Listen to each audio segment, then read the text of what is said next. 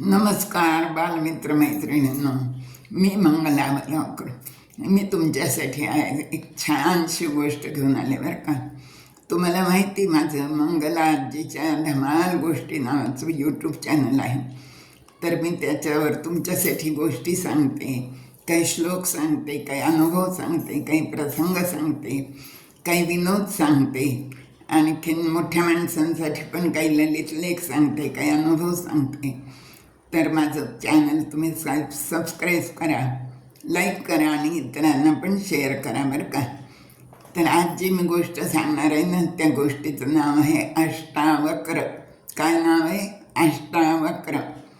अष्टावक्र नावाचे खूप मोठे ऋषी होऊन गेले, त्यांच्याबद्दलची ही गोष्ट आहे बरं का.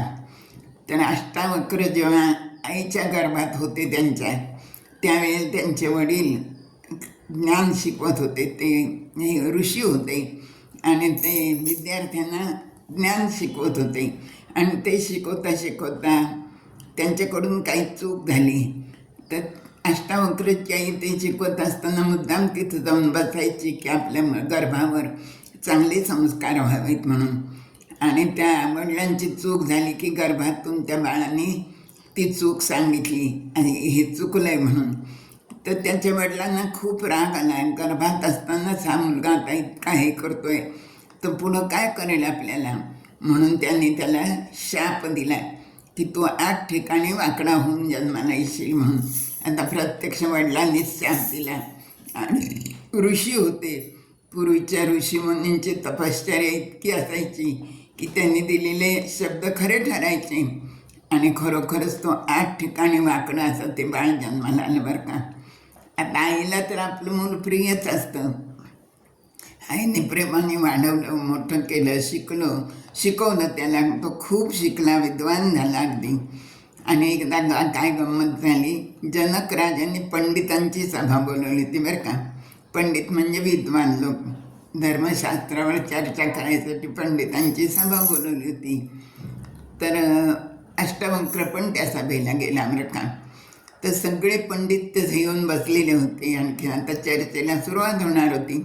तेवढाच हा अष्टावक्र तिथं गेला आणि त्याला पाहिलं की सगळे पंडित तो 8 ठिकाणी वाकडा होता ना म्हणून खूप हसायला लागले. खूप हसले कुत्सितपणाने.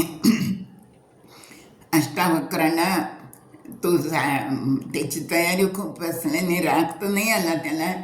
पण तो जनक राजाला म्हणाला, महाराज तुम्ही ही कसली सभा बोलवली? पंडितांची सभा कुठे?